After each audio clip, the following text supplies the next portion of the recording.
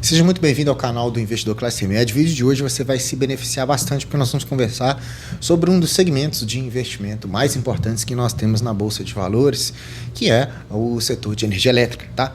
Quem investe no segmento de energia elétrica está sempre com a carteira, teoricamente, ali sendo abastecida pelos dividendos, por uma rentabilidade positiva. A gente vai ver essa rentabilidade um pouquinho mais para frente, porque as empresas de energia elétrica elas têm contratos de concessões via leilões, que é o responsável pela nossa ideia do vídeo de hoje, o vencimento dos leilões aí pela ENGIE e pela Taesa. Então esses leilões permitem os contratos muito longos, 30 anos, por exemplo, com uma receita anual permitida, chamada RAP, onde a empresa, trimestralmente, ela vem reportando esses resultados e é como se fosse uma renda recorrente para isso. Então isso torna essa empresa contracíclica. Por quê? Afinal de contas, em termos de energia elétrica, nós precisamos nos momentos mais difíceis da economia e também nos momentos mais fáceis. Então, pensar na construção de uma carteira de investimentos, onde envolve ali parte dela com este segmento de energia elétrica, seja na parte de geração, seja na parte de transmissão ou até mesmo na distribuição de energia, vai fazer a sua carteira ter uma resiliência bem melhor por conta de um bom histórico de recebimento de dividendos. Essas ações elas são menos voláteis, né? Elas variam menos dentro da Bolsa de Valores em preço da cotação. Então tudo isso torna ali partezinha da sua carteira bem mais acessível. E falando da ENGIE, que arrematou o maior projeto de transmissão de energia elétrica ofertado no leilão na sexta-feira do dia 27 de setembro de 2024, se comprometendo a investir cerca de 2,9 bilhões de reais nos próximos anos para construir aí linhas e subestações em 5 estados das regiões sul e sudeste do nosso Brasil. E ela veio a fato relevante informar para a gente com mais detalhes do que se trata o vencimento desse leilão e o quão importante isso é para a carteira da própria ENGIE. Então ela veio a fato relevante dizer que vai investir ali num prazo de 60 meses, 780 quilômetros de linhas de transmissões, compreendendo 6 linhas, 2 subestações e uma linha de seccionamento. Com isso, ela consegue vencer e pegar um contrato ali por cerca de 30 anos. Então, esse contrato de 30 anos na sua carteira em linhas de transmissão traz essa receita muito resiliente para a própria empresa.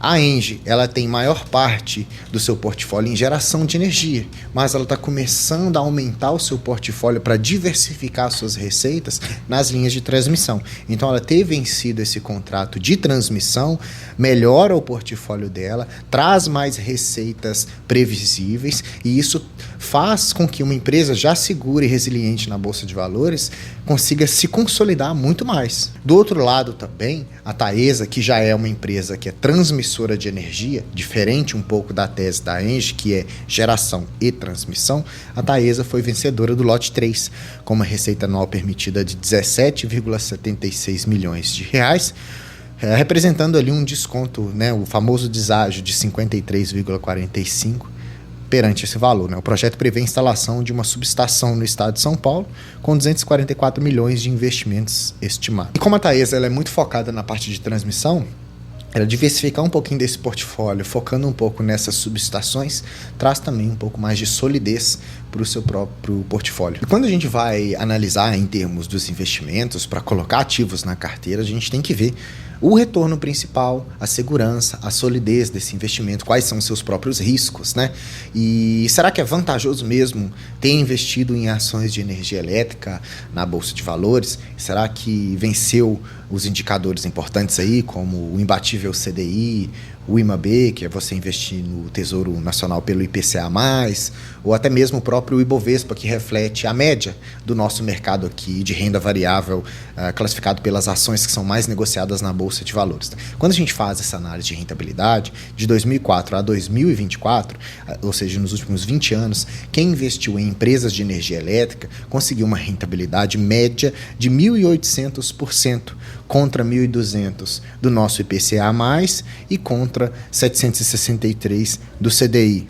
O Ibovespa fica logo abaixo com 710,31%.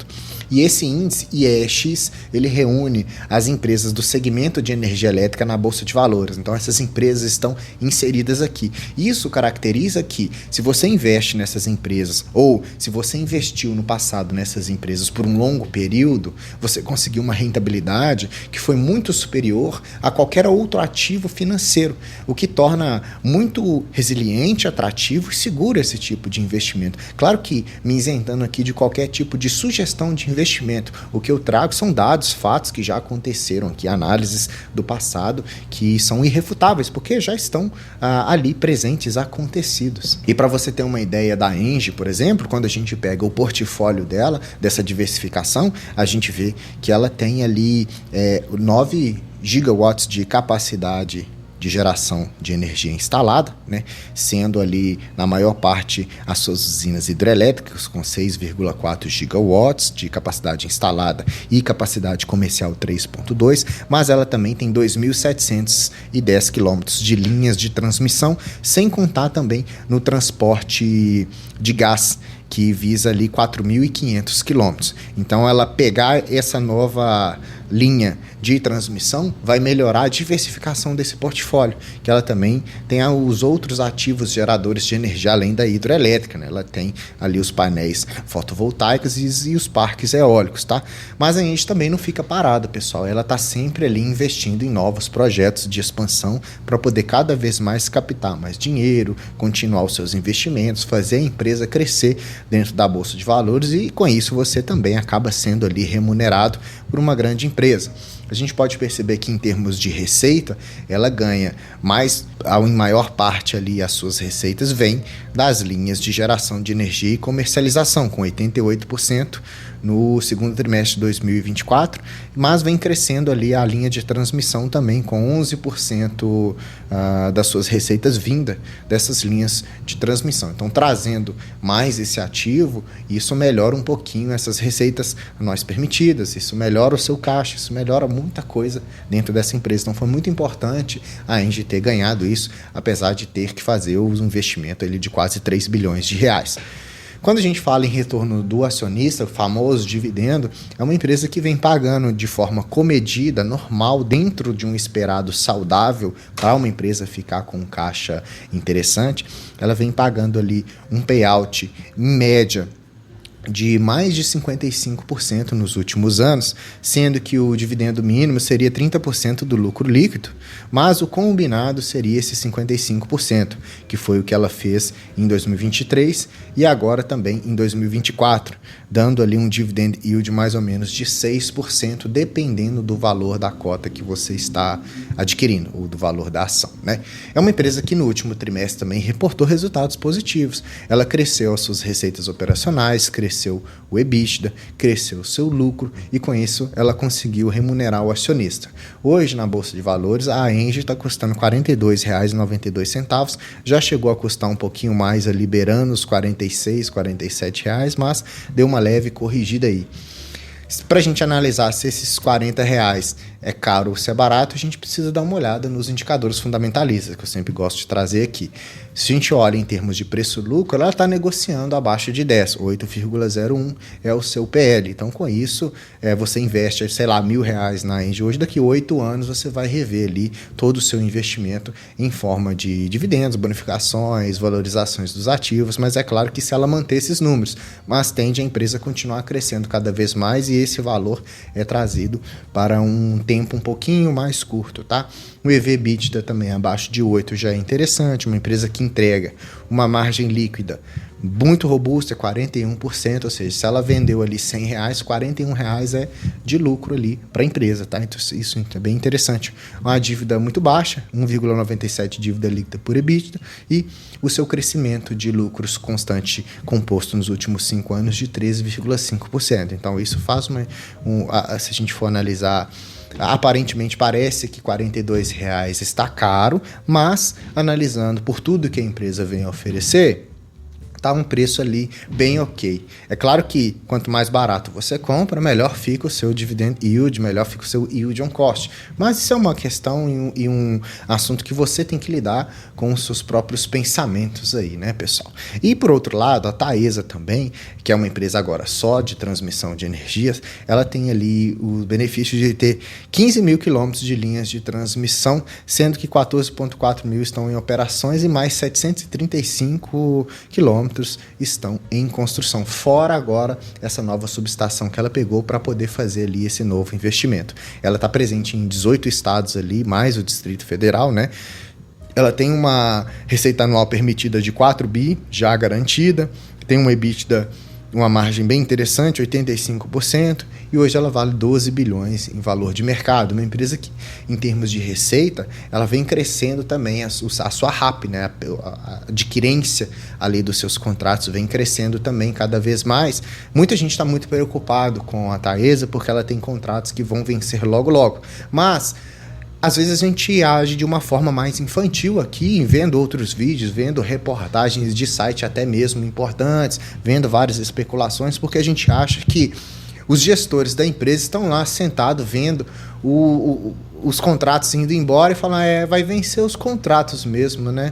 Que coisa, nossa, é complicado, né? Tá, deixa eu pegar meu cafezinho. Não é isso, gente, que acontece. A empresa está em constante evolução.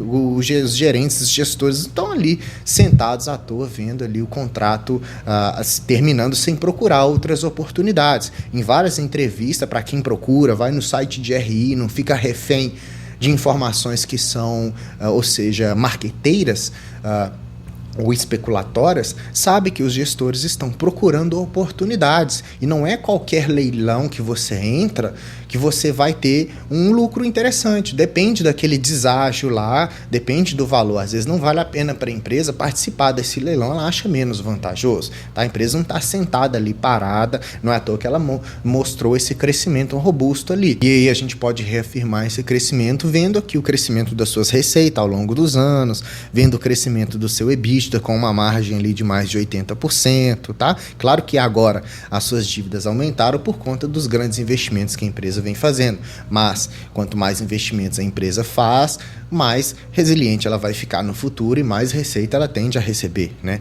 Com isso ela vem remunerando o acionista também, ali pagando os dividendos, mais JCPs.